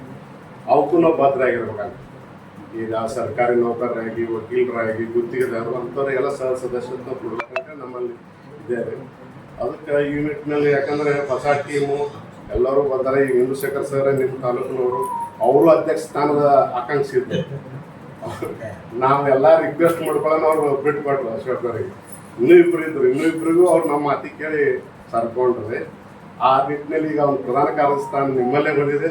ಈ ಸಿಂದಗಿ ಸಮಸ್ಯೆ ಅವರೇ ಮುಂದಾಳತ್ವವಾಗಿ ಮಾಡಬೇಕು. ಮುಂದೆ ಏನು ಅಶೋಕ್ ಅವರಿಗೆ ತಮ್ಮೆಲ್ಲ ಮತವನ್ನು ಕೊಟ್ಟು ಬೆಂಬಲಿಸಬೇಕು. ಈ ಮೊನ್ನೆ ಹಿಟ್ಟಿ ಸರ್ ನಮಗೂ ನಾವು ಬಂದಿದ್ದೇವೆ. ಮೊನ್ನೆ ಎಂ.ಬಿ. ಸರ್ ಹೋಗಿ ಮನವಿ ಕೊಟ್ಟೇವೆ. ಮತ್ತು ಏನಂದ್ರೆ ಅವ್ರಿಗೆ ಅದೇ ಹೇಳಿ ನಾವು ಉತ್ತರ ಕರ್ನಾಟಕ ಪತ್ರಕರ್ತೆ ಅನ್ಯಾಯ ಅದಕ್ಕೆ ನೀವು ಸರ್ಕಾರ ಬರಲಾಗದ. ಮತ್ತು ನಮ್ಮ ರಾಜ್ಯ ಸಂಘದವರು ಹಂಗೆ ನಿರ್ಲಕ್ಷ್ಯ ಮಾಡಕತ್ತಾರೆ. ಆ ಕಡೆ ಎಲ್ಲ ಬೆಂಗಳೂರು ಸೈಡ್, ದಕ್ಷಿಣ ಕರ್ನಾಟಕ ಅಂದ್ರೆ ಇಮಿಡಿಯೇಟ್ಲಿ ಪರಿಹಾರ ಕೊಡ್ತಾರೆ. ನೀವು ಆ ಗ್ರೂಪ್ನ ನೋಡ್ತಿರ್ಬೇಕು. 2 ಲಕ್ಷ, 1 ಲಕ್ಷ, 5 ಲಕ್ಷ ಕೊಟ್ಟಾರೆ. ನಮ್ಮ ಮಾನ್ಯ ಸರ್ ಕೂಡ ಹೇಳಿದೆ, ನಮ್ಮ ಉತ್ತರ ಕರ್ನಾಟಕ ಅನ್ಯಾಯ ಮಾಡಕತ್ತೀರಿ ಸರ್ ಪತ್ರಕರ್ತರಿಗೆ, ಇದು ನಾವು ಸರಿ ಮನವಿ ಕೊಡೋದು ಅಂತಂದೇನು. ಅಲ್ಲಿ ಇಲ್ಲಿ ಧನಶೆಟ್ ಅವರ ಹಿಂದಿಗೆ, ಮತ್ತು ಅಲ್ಲಿ ನಮ್ಮ ಶರಣು ಪಾಟೀಲ್ ಅಂತ ಬಿಜಾಪುರದವರು, ಬಸವಣ್ಣ ಬಾಗೇವಾಡಿದವರು 4 ಜನದ ಐತ್ರಿ. ಆ ನಿಟ್ಟಿನಲ್ಲಿ ಮೊನ್ನೆ ಹೇಳಿದ್ರಿ ಮಂತೇಶ್ ಬಿರೋದವರು PR ಅವರಿಗೆ ಮಾತಾಡಿದ್ರಿ. ಈಗ ಇದನ್ನ ಹಿಂಗೆ ಮಾಡ್ಕೋತ ನಾವು ಮತ್ತೆ ಬೇರೆ ಉತ್ತರ ಕರ್ನಾಟಕ ಸಂಘಗಳು ಅಥವಾ ಹಿಂಗೆ ಬಿಡ್ತಾವ, ನೀವು ನಮ್ಮ ಅನ್ಯಾಯ ಮಾಡಬೇಡ ಅಂತೇಳಿ ರಾಜ್ಯಾಧ್ಯಕ್ಷರಿಗೂ ನಾವು ಮೊನ್ನೆ ಹೇಳಿದ್ದೇವೆ. ಈ ನಿಟ್ಟಿನಲ್ಲಿ ಕೆಲಸ ಮಾಡಬೇಕಾಗಿದೆ. ಯಾಕಂದ್ರೆ ತಾರತಮ್ಯ ಅವ್ರೇನು ಉಮೇಶ್ ಕತ್ತಿ ಅವ್ರು ಹೇಳ್ತಿದ್ರು, ಅದೇ ರೀತಿ ನಮ್ಮ ಪತ್ರಕರ್ತರ ಸಂಘದಾಗ ಅದ. ನಾವು ಒಪ್ಪನೇ ಹೇಳ್ತೀವಿ. ಯಾಕಂದ್ರೆ ಪ್ರತಿಯೊಂದು ನಾವು ಎಲ್ಲ ಪತ್ರಕರ್ತರು ಆರ್ಥಿಕವಾಗಿ ಸದೃಢರಲ್ಲ. ಆದ್ರೆ ಗ್ರಾಮೀಣ ಪತ್ರಕರ್ತರ ಸಮಸ್ಯೆಗಳು ಸಾಕಷ್ಟು ಇದಾವೆ. ಈ ಬಸ್ ಪಾಸ್ ಒಂದು ಆಸೆ ತೋರಿಸಿದ್ದಾರೆ, ಅದಿನ್ನೂ ಕ್ಲಾರಿಟಿ ಇಲ್ಲ. ಎಲ್ಲಿ ಹೋದಲ್ಲಿ ಅದೇ ಇದೆ, ಲೈನೇಜ್ ಬೇಕಂತಾರೆ, ಮತ್ತು ಎಲ್ಲ ಸ್ಯಾಲ್ರಿ ಸ್ಲಿಪ್ ಬೇಕಂದ್ರೆ ಎಲ್ಲಿ ಸ್ಯಾಲ್ರಿ ಸ್ಲಿಪ್ ಕೊಡ್ತಾರೆ ಗ್ರಾಮೀಣ ಪತ್ರಕರ್ತರು. ಆ ರೀತಿ ನಿಟ್ಟಿನಲ್ಲಿ ಮೊನ್ನೆ ಬೆಳಗಾವಿದಾಗ ಪ್ರಕಾಶ್ ಬೆಣ್ಣೂರು ಸರು ಮತ್ತು ವಡವಡಿ ಸರು ಇವಾಗೇನು ಹಿಂದಿನ ಟೀಮ್ ಹೋಗಿ ಮಾತಾಡಿದ್ದಾರೆ, ಅವು ಎಲ್ಲ ಸಡಿಲಿಕೆ ಮಾಡಂತ ಹೇಳಿದ್ರು ಕಾನೂನು. ಒಂದು ಎಲ್ಲಿ ಕೆಲಸ ಮಾಡ್ತಾರೆ ಆ ಸಂಪಾದಕರು ಅಥವಾ ಮುಖ್ಯಸ್ಥರು ಒಂದು ಪತ್ರ ತೊಗೊಂಡು ಬಸ್ ಪಾಸಿಗೆ ಅನುವು ಮಾಡಿಕೊಡೋದು, ಹಂಗೆ ಕೆಲಸ ಆಗಬೇಕು. ಆ ರೀತಿಯಲ್ಲಿ ಕೆಲಸಗಳನ್ನು ಮಾಡೋಣ. ಈ ಹೊಸ ಟೀಮ್ ಬಂದ ಬಳಿಕ ನೀವೇನು ಪೂಜಾರಿ ಸರ್ ಹೇಳ್ದಂಗೆ ಇಲ್ಲಿ ಬಂದು ಒಂದು ಮೀಟಿಂಗ್ ಆದ್ರೆ ಅವಾಗ ಗೊತ್ತಾಗ್ತದೆ. ಯಾಕಂದ್ರೆ ಈಗ ಇಲ್ಲಿ ಇಲ್ಲಿ ಅಧ್ಯಕ್ಷರು ಪ್ರಧಾನ ಕಾರ್ಯದರ್ಶಿ ಬರ್ತಾರ ಹೋಗುದು, ಅವ್ರ ನಡುವೆ ಸಂಪರ್ಕ ಬೆಳೀತದ. ಒಂದು ಮೀಟಿಂಗ್ ಬಂದ್ ಮಾಡೋದು ಭಾಳ ಸೂಕ್ತ ಸಲಹೆ ಅದು. ಒಂದೊಂದು ತಾಲೂಕಿಗೆ ಹೋಗಿ ಕೂತೇವಂದ್ರೆ ನಿಮ್ಮ ಸಮಸ್ಯೆಗಳು ಹೇಳ್ತಾರ, ಯಾರು ನಾವು ಅಲ್ಲೇ ಮುಂದೆ ಮಾತಾಡ್ಬೋದು, ತಿಳಿತಾವ. ಈಗೇನಾಗದ ಎಲೆಕ್ಷನ್ ಬಂದು ಬರ್ತೀವಿ, ನಾನು 3ನೇ ಬಾರಿ ಎಲೆಕ್ಷನ್ಗೆ ಬರ್ತೇವೆ, ಬಂದಾಕರ ಸಮಸ್ಯೆಗಳು ಬರ್ತಿರ್ತಾವೆ. ಅವ್ ಹಿಂಗೆ ಆಗಬಾರ್ದು. ದಯವಿಟ್ಟು ಎಲ್ಲರೂ ಒಗ್ಗಟ್ಟಿನಿಂದ ಹೋಗೋಣ. ಈ ಏನಾಗಿದ್ದಾವೆ ಇನ್ನು ಮುಂದೆ ಎಲ್ಲ ಸರಿಪಡಿಸೋ ಕೆಲಸ ಮಾಡೋಣ. ನೀವು ಏನಿಸಿದ ಒಂದು ಬಾರಿ ಅಶೋಕ್ ಗದಾಧರಿಗೆ ಮತ ಕೊಟ್ಟು ಆರಿಸ್ತರಬೇಕಾಗಿ ತಮ್ಮಲ್ಲಿ ಕಳಕಳಿಯಿಂದ ಕೈ ಮುಗಿದು ಕೇಳ್ಕೊಂಡು ಉಳಿದೆಲ್ಲ ಟೀಮಿಗೆ ನಾವು ನಮಸ್ಕಾರ ತಿಳಿಸ್ತಾ, ನಮ್ಮಲ್ಲಿ ಏನಾಗ್ತದೆ ಈ ಸಮಸ್ಯೆಗಳು ಮೊದಲಿಡುವುದು ಅದನ್ನೇ. ಈ ತಾರತಮ್ಯ ಧೋರಣೆ ಅಂತೂ ನಮ್ಮಲ್ಲಿ ಇರ್ತಕ್ಕಂಥ ತಾರತಮ್ಯ ಧೋರಣೆ ಹೋಗುವುದೇ ಇಲ್ಲ. ಸುಮಾರು ವರ್ಷ ನಾವು ಅಧ್ಯಕ್ಷರಾಗೆ ಪತ್ರಿಕಾ ಭವನದಕ್ಕೆ ಹೋಗಿತ್ತು, ಆಗಿತ್ತು ಕೆಲಸ. ಆ ತಾರತಮ್ಯ ಧೋರಣೆಯಿಂದನೇ ಹಾಗೆ ಉಳಿತು. ಸ್ವತಃ ಧರ್ಮ್ ಸಿಂಗ್ ಅವರು ಕಂದಾಯ ಮಂತ್ರಿ ಇದ್ದಾಗ ಅಲ್ಲಿದೆ ಲೆಟರ್ ಕಳಿಸಿದ್ರು, ನಾವು ಅಪ್ಲಿಕೇಶನ್ನೇ ಕೊಟ್ಟಿದ್ದಿಲ್ಲ, ನೀವು ಪತ್ರಿಕಾ ಭವನ ಮಾಡ್ಕೊಳ್ಳೋದು ಬರ್ರಿ ಅಂತ ಹೇಳಿ. ಅದು ನಮ್ಮಲ್ಲಿರ್ತಕ್ಕಂಥ ತಾರತಮ್ಯ ಧೋರಣೆಯಿಂದ ಅದು ಉಳಿತು. ಇವತ್ತಿನ ನಾನು ಹಂಗೆ ಹೊಂಟದ ಆ ಸಮಸ್ಯೆ ಈಗ ಹೊಂಟದ. ಏನು ಪ್ರಾಬ್ಲಮ್ ಇಲ್ಲ. ಈಗ ಪತ್ರಿಕಾ ಕ್ಷೇತ್ರ ದೊಡ್ಡದಾಗ್ಯದ, ಪತ್ರಕರ್ತರ ಬಳಗನೂ ಹೆಚ್ಚಾಗ್ಯದ, ಮತ್ತು ಈಗ ಸರ್ಕಾರದಿಂದ ಸಾಕಷ್ಟು ಸೌಲಭ್ಯಗಳವ. ನೀವು ಜಿಲ್ಲಾ ಕಮಿಟಿಯವರು ಸ್ವಲ್ಪ ಮನಸ್ಸು ಮಾಡಿದ್ರೆ, ನಮ್ಮ ತಾಲೂಕಾ ಕಮಿಟಿಯವರು ಕೂಡಿ ಅದಕ್ಕೊಂದು ಇವೆಲ್ಲ ಭವನ ಮಾಡಿದ್ರೆ ಅಂದ್ರೆ ನಿಮ್ಮ ಹೆಸರು ಶಾಶ್ವತವಾಗಿ ಕುಳಿತು. ಆಮೇಲೆ ಈ ಸದಸ್ಯತ್ವದ ಏನದ ನಿಮ್ಮ ಅಧಿಕಾರಕ್ಕೆ ಬಂದ ನಂತರ ನಮ್ಮ ತಾಲೂಕು ಅಧ್ಯಕ್ಷ ಯಾರು ಹೇಳ್ತಾರೆ ಅವರಿಗೆ ಪಟ್ಟೆ ಕಳಿಸಿ ಆ ಸಣ್ಣದಲ್ಲಿ ದೊಡ್ಡದಿರಲಿ ಆ ಪತ್ರಿಕೆಯನ್ನು ನೋಡದೇ ಅವರೆಲ್ಲರಿಗೆ ಕಳಿಸ್ರಿ ಅಂತಕ್ಕಂಥ ಒಂದು ವಿನಂತಿಯನ್ನು ನಾವು ಮಾಡ್ಕೊತಾ, ಮತ್ತು ಈ ನಮ್ಮ ಸಂಘದಿಂದ, ಈ ನಮ್ಮ ತಾಲೂಕಾ ಸಂಘದಿಂದ ತಮ್ಮ ಸಂಪೂರ್ಣ ಬೆಂಬಲವನ್ನು ನಾವು ಕೊಡ್ತೀವಿ ಅಂತ ಹೇಳಿ ಈ ಮೂಲಕ ನಮ್ಮ 25 ಸ್ಥಾನಗಳ ಪೈಕಿ 24 ಸ್ಥಾನ ಈಗಾಗಲೇ ಅವಿರೋಧವಾಗಿ ಆಯ್ಕೆಗೆ, ಅದರಲ್ಲಿ ನಾನು ಒಬ್ಬ ಜಿಲ್ಲಾ ಪ್ರಧಾನ ಕಾರ್ಯದರ್ಶಿಯಾಗಿ ನಾನು ಅವಿರೋಧ ಆಯ್ಕೆಯೇ. ಇಲ್ಲಿ ನಾನು ಅನ್ನೋದಕ್ಕಿಂತಲೂ ನೀವೆಲ್ಲ ನನ್ನ ಕುಟುಂಬದ ಒಂದು ಭಾಗದಂಗೆ ಬಂದಿರಿ ಇಲ್ಲಿ ಇಷ್ಟು ವರ್ಷದಿಂದ. ಹೀಗಾಗಿ ನೀವೆಲ್ಲರೂ ಕೂಡ ಪ್ರಧಾನ ಕಾರ್ಯದರ್ಶಿಗಳೇ. ನೀವು ಕೂಡ ಒಂದು ನಿರ್ಧಾರ ತಗೊಳ್ಳುವಷ್ಟು ನಿಮ್ಮಲ್ಲಿ ಆ ಶಕ್ತಿ ಅದು. ನಿಮ್ಮ ಯಾವುದೇ ನಿರ್ಧಾರ ಇದ್ರೂ ನಾವು ಮುಕ್ತ ಒಂದು ಇದರಿಂದ ಹೃದಯದಿಂದ ಸ್ವಾಗತಿಸ್ತೀನಿ. ನಿಮ್ಮ ಇನ್ನು ಮುಂದಿನ ದಿನಗಳಲ್ಲಿ ಇಲ್ಲಿ ಹಿಂದಿನ ಅವಧಿಯಲ್ಲಿ ಇದರಲ್ಲಿ ನಿರ್ಧಾರ ತೆಗೆದುಕೊಳ್ಳುವ ಸ್ಥಿತಿಯಲ್ಲಿ ಅಥವಾ ಅಧಿಕಾರದಲ್ಲಿ ನಾನು ಇರಲಿಲ್ಲ. ನಮ್ಮ ಸಲಹೆಗಳನ್ನು ಕೊಡಬಹುದಿತ್ತು ಅಷ್ಟೇ. ಈಗ ನಾವು ಸ್ವತಃ ಅಧ್ಯಕ್ಷರ ಜೊತೆಗೂಡಿ ನಾವು ಪರಸ್ಪರ ಒಂದು ಚರ್ಚಿಸಿ ನಿರ್ಧಾರ ತಗೊಳ್ಳುವಷ್ಟರ ಮಟ್ಟಿಗೆ ನಮಗೊಂದು ನೀವೆಲ್ಲರ ಸಹಕಾರ, ಪರೋಕ್ಷವಾಗಿ ನಿಮ್ಮದು ಸಹಕಾರ ಇರುವುದರಿಂದಲೇ ನಾನು ಅವಿರೋಧ ಆಯ್ಕೆಯಾಗಿನಿ. ನನ್ನ ಜೊತೆ ಹಲವಾರು ಜನ 15 ಜನ ಕಾರ್ಯಕಾರಿ ಸಮಿತಿ ಸದಸ್ಯರು, 3 ಜನ ಉಪಾಧ್ಯಕ್ಷರು, 3 ಜನ ಕಾರ್ಯದರ್ಶಿಗಳು ಮತ್ತು ಓರ್ವ ಖಜಾಂಚಿ, ಇಷ್ಟೆಲ್ಲ ಜನ ಆಯ್ಕೆಯಾಗಿ ಬರಲಿಕ್ಕೆ ಕಾರಣ ಇಡೀ ಜಿಲ್ಲೆಯಾದ್ಯಂತ ನಮ್ಮ ಬಗ್ಗೆ ಇರುವ ಒಂದು ಒಲವು, ಪ್ರೀತಿ, ನಮ್ಮ ಮೇಲಿಗಿರುವ ಒಂದು ನಂಬಿಕೆ. ಇವರಿಂದ ಏನಾದರೂ ಸಂಘಕ್ಕೆ ಒಂದು ಏನೋ ಕೊಡುಗೆ ಆಗ್ತದೆ ಅಥವಾ ಒಂದು ಪತ್ರಕರ್ತರ ಹಿತಾಸಕ್ತಿ ಇವರಿಂದ ಕಾಪಾಡಲಿಕ್ಕೆ ಸಾಧ್ಯ ಆಗ್ತದೆ ಒಂದು ಭಾವನೆಯಿಂದೇ ನೀವೆಲ್ಲ ಅದು ಅವಿರೋಧವಾಗಿ ನಾವು ಆಯ್ಕೆ ಆಗ್ಲಿಕ್ಕೆ ಕಾರಣ ಆಗಿದೆ. ಇಲ್ಲಾಂದ್ರೆ ಪ್ರತಿ ತಾಲೂಕಿನಿಂದ 4 ಜನ ಸ್ಪರ್ಧೆಗೆ ಇಳಿತಿದ್ರು, ಜಿಲ್ಲೆಯಿಂದ 16 ಜನ ನಿಲ್ತಿದ್ರು ಪ್ರತಿ ಇದಕ್ಕೆ. ಇಷ್ಟೆಲ್ಲ ಆಗ್ಲಿಕ್ಕೆ ಕಾರಣ ಈ 3 ಅವಧಿಯೊಳಗೆ ನಾವು ನಿರಂತರವಾಗಿ ನಮ್ಮದೇ ಒಂದು ತಂಡ ಕಟ್ಟಿಕೊಂಡು ಗೆದ್ದಿದ್ದಾಗ ಇದು 3ನೇ ಅವಧಿ. ಇದು ಈ ಹಿಂದಿನ ಅವಧಿಗಳಲ್ಲೆಲ್ಲ ಈಗ ನಮಗೇನು ಅಧ್ಯಕ್ಷ ಸ್ಥಾನಕ್ಕೆ ನಿಂತಾರೆ ಅಶೋಕ್ ಅವರು ನಮ್ಮ ಸಂಘಕ್ಕೆ ಬೆನ್ನೆಲುಬಾಗಿ ನಿಂತವರು. ಎಲ್ಲರೂ ಸೇರಿ ರಾಜ್ಯ ಸಮ್ಮೇಳನವನ್ನು ಅಗದಿ ಅಭೂತಪೂರ್ವ ಅನ್ನೋ ರೀತಿಯೊಳಗೆ ಮಾಡಿದ್ವಿ. ಪ್ರತಿ ಹಂತದಲ್ಲಿ ಅವ್ರು ನಮಗೆಲ್ಲ ಸಾಥ್ ಕೊಟ್ಟವರು. ಹೀಗಾಗಿ ಈ ಸಲ ನಾವೆಲ್ಲರೂ ಸೇರಿ ಅವರನ್ನು ಮುನ್ನೆಲೆಗೆ ತಂದಿದ್ದು, ನೀವು ನಿಲ್ಲಬೇಕು ಅಂಥೇಳಿ ನಾವೇ ಎಲ್ಲ ಅವ್ರಿಗೆ ಸೇರಿ ನಿಲ್ಲಿಸಿದ್ದು. ಹೀಗಾಗಿ ಉಳಿದೆಲ್ಲರೂ ಅವಿರೋಧವಾಗಿ ಆಯ್ಕೆಯಾಗಲ್ಲ, ಅವರೊಬ್ಬರು ಉಳಿದಿದ್ದು. ನಮಗೂ ಏನದು ಸ್ಪರ್ಧೆ ಅಂದಾಗ ಅದನ್ನು ನಾವು ಆರೋಗ್ಯಕರವಾಗಿ ತೊಗೊಳ್ತೀವಿ. ಈಗ ಸ್ಪರ್ಧೆ ಇದ್ದವರು ಕೂಡ ನಮ್ಮ ಆತ್ಮೀಯ ಗೆಳೆಯರೇ, ಅವರು ಕೂಡ ಸ್ಪರ್ಧೆ ಏನೇ ಇರಲಿ, ರಿಸಲ್ಟ್ ಏನೇ ಇರಲಿ, ಪತ್ರಕರ್ತರ ಒಂದು ಭಾವ ನಮ್ಮೆಲ್ಲರಲ್ಲಿ ಅದು ಏಕೋಭಾವವಾಗಿ ಸದಾ ಮುಂದುವರಿತದೆ. ಇದರಲ್ಲಿ ಯಾವುದೇ ಮನಸ್ತಾಪಗಳು ಇರುವುದಿಲ್ಲ. ಇನ್ನು ಅಶೋಕ್ ಕೆಡಹಳ್ಳಿಯವ್ರ ಬಗ್ಗೆ ಈಗಾಗಲೇ ನಾನು ಸಾಕಷ್ಟು ಮಂದಿಗೆ ಗೊತ್ತದು. 18 ವರ್ಷಗಳಿಂದ ಈ ರಂಗದಲ್ಲಿ ಅದ, ದೃಶ್ಯ ಮಾಧ್ಯಮದಲ್ಲಿ ಅದಾರ. ಈ 18 ವರ್ಷಗಳ ಉದ್ದಕ್ಕೂ ವೃತ್ತಿ ಗೌರವವನ್ನು ಕಾಪಾಡ್ಕೊಂಡು ಬಂದವರು. ವೃತ್ತಿಗೆ ಚ್ಯುತಿ ಬರಲಾರ್ದಂಗೆ ತಮ್ಮ ಯಾವುದೇ ಮಾಧ್ಯಮ ಇರಲಿ ಅದು ಆ ಮಾಧ್ಯಮ ಸಂಸ್ಥೆಯ ಘನತೆಗೆ ಒಂದೇನು ಚ್ಯುತಿ ಬರಲಾರ್ದಂಗೆ ನೋಡ್ಕೊಂಡವರು, ಒಂದು ಕಪ್ಪು ಚುಕ್ಕೆ ಹೊಂದಲಾರ್ದವರು ಅಂತ ನಾನು ಅಭಿಮಾನದಿಂದ ಹೇಳ್ತೀನಿ. ಅವರ ನೇತೃತ್ವದೊಳಗೆ ನಾವೆಲ್ಲ ತಂಡ ಕಟ್ಟಿಕೊಂಡು ನಿಮ್ಮೂರಿಗೆ ಬಂದಿದ್ದೀವಿ. ಈ ಬರಲಿರುವ ದಿನಗಳೊಳಗೆ ನಾವೇನು ಅದೀವಿ, ನಾವೆಲ್ಲ ಪದಾಧಿಕಾರಿಗಳು, ನಮ್ಮ ನೂತನ ಅಧ್ಯಕ್ಷರಾಗಿ ಆಯ್ತಾರನ್ನು ಭರವಸೆ ನನಗೂ 100% ಅದ, ಅದರಲ್ಲಿ 2 ಮಾತಿಲ್ಲ. ನಾವೆಲ್ಲ ಸೇರಿಕೊಂಡು ಸಂಘದ ಅಭಿವೃದ್ಧಿಗೆ ಮತ್ತು ಪ್ರತಿ ತಾಲೂಕು ಘಟಕಗಳ ಅಭಿವೃದ್ಧಿಗೆ ಏನು ಮಾಡಬೇಕು ಅನ್ನುವಂಥ ಒಂದು ಸ್ಪಷ್ಟ ಯೋಚನೆ ಮತ್ತು ಯೋಜನೆಯನ್ನು ನಾವು ತಯಾರು ಮಾಡಿಕೊಂಡೇ ಈ ಇಲೆಕ್ಷನ್ಗೆ ಇಳಿದಿದ್ದು ಯಾವುದೇ ಒಂದು ಪದವಿ ಆಸೆಗೋ ಅಥವಾ ಯಾವುದೋ ಒಂದು ವೈಯಕ್ತಿಕ ಪ್ರತಿಷ್ಠೆಯೋ ಅಲ್ಲ. ಒಂದು ಸ್ಪಷ್ಟ ಯೋಜನೆಗಳೊಂದಿಗೆ ನಾವು ಇಲ್ಲಿ ಬಂದಿದ್ದೀವಿ. ಅವುಗಳನ್ನು ಖಂಡಿತ ಮುಂದಿನ ದಿನದೊಳಗೆ ನೀವು ಕಾಣ್ತೀರಿ, ನಮ್ಮ ಕೆಲಸಗಳ ಮುಖಾಂತರ ಕಾಣ್ತೀರಿ. ಇಲ್ಲಿವರೆಗೆ ನೀವೆಲ್ಲ ನಮ್ಮ ಜೊತೆ ಸಹಕಾರದಿಂದೇ ಬಂದಿರಿ ಇಷ್ಟು ವರ್ಷಗಳ ಕಾಲ. ಕೆಲವೊಂದು ನೋವುಗಳಿದ್ರೂ ಕೂಡ ನೀವ್ಯಾರೂ ಅದನ್ನು ಬಹಿರಂಗವಾಗಿ ಎಲ್ಲಿ ವ್ಯಕ್ತಪಡಿಸಿಲ್ಲ. ಇಲ್ಲಿ ನಮ್ಮೊಳಗೆ ಇದು ಕುಟುಂಬದ ಸಮಸ್ಯೆ, ನಮ್ಮ ಎದುರಿಗೆ ಏನೆಲ್ಲ ನೀವು ಹಂಚ್ಕೊಂಡ್ರು ನಡೀತದೆ.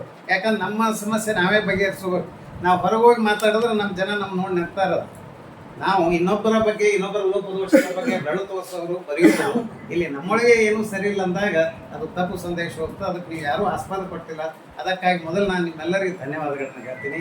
ನಿಮ್ಗೆಲ್ಲ ಸಮಸ್ಯೆಗಳಿಗೆ ಉತ್ತರವಾಗಿ ನಾನು ಕೂಡ ನಿಮ್ಮ ಜೊತೆ ಇರ್ತೀನಿ. ಯಾಕಂದ್ರೆ ಒಂದೇ ಮಾತು ಹೇಳಿ, ನಾನು ಸಿಂದಗಿಗೆ ದೊರೆತ ಈ ಸ್ಥಾನ ದೊಡ್ಡ ಸ್ಥಾನನೇ ಸಿಕ್ಕದ. ಈ ಸ್ಥಾನದ ಗೌರವಕ್ಕೆ ಒಂದು ಸಣ್ಣ ಲೋಪ ಆಗಲಾರ್ದಂಗೆ ನಾನು ಪ್ರಾಮಾಣಿಕವಾಗಿ ಸಮರ್ಪಣಾ ಮನೋಭಾವದಿಂದ ಕೆಲಸ ಮಾಡ್ತೀನಿ. ಇಡೀ ತಂಡ ಒಂದು ಶಕ್ತಿಯಾಗಿ ಸಂಘದ ಒಂದು ಅಭಿವೃದ್ಧಿಗೆ ಜೊತೆಗೆ ಜಿಲ್ಲೆಯ ಎಲ್ಲ ಪತ್ರಕರ್ತರ ಶ್ರೇಯೋಭಿವೃದ್ಧಿಗೆ ನಾವೆಲ್ಲ ಪ್ರಾಮಾಣಿಕವಾಗಿ ಶ್ರಮಿಸ್ತೀರಿ. ನೀವೆಲ್ಲ ಇಲ್ಲೆಲ್ಲ ನಮ್ಮ ಸ್ನೇಹಿತರು ಬಂದಾಗ, ನನ್ನ ಹಿರಿಯ ಸ್ನೇಹಿತರು, ಎಲ್ಲ ಗೆಳೆಯರು, ಇಲ್ಲಿ ಇರೋರಂತೂ ಎಲ್ಲ ನಮ್ಮ ಮನೆ ಬಳಗನೇ ಅದು. ಹೀಗಾಗಿ ಇಲ್ಲೇನು ಪ್ರಶ್ನೆ ಇಲ್ಲ ನಿಮ್ಮ ಎದುರಿಗೆ. ಹೀಗಾಗಿ ನೀವೆಲ್ಲ ಖಂಡಿತ ನಮ್ಮನ್ನು ಬೆಂಬಲಿಸ್ತೀರಿ ಅಂತ ಹೇಳಿ ಈಗಾಗಲೇ ನನಗೆ ಗೊತ್ತಾಗ್ಯದ. ಎಲ್ಲರೂ ಪ್ರತಿಯೊಬ್ಬರು ವೈಯಕ್ತಿಕವಾಗಿ ನಾನು ಫೋನ್ ಮಾಡಿ ಈಗಾಗಲೇ ನೀವು ಸ್ಪಷ್ಟ ಸಂದೇಶವನ್ನು ಕೊಟ್ಟಿದ್ದೀರಿ. ನಿಮ್ಮೆಲ್ಲರಿಗೆ ಧನ್ಯವಾದಗಳನ್ನ ಹೇಳ್ತಾ ನಾನು ಮತ್ತೊಮ್ಮೆ ನೀವು ಏನೇ ವಿಷಯಗಳಿದ್ರು ಇನ್ನು ಹಿಂದಿನ ತಪ್ಪುಗಳು ಮರುಕಳಿಸಲಾರ್ದಂಗೆ ನಾವು ಮುಂದುವರಿತೀವಿ ಅಂತ ಮತ್ತೊಮ್ಮೆ ಸ್ಪಷ್ಟ ಭರವಸೆಯನ್ನು ಕೊಡ್ತಾ ನಾನು 2 ಮಾತುಗಳನ್ನ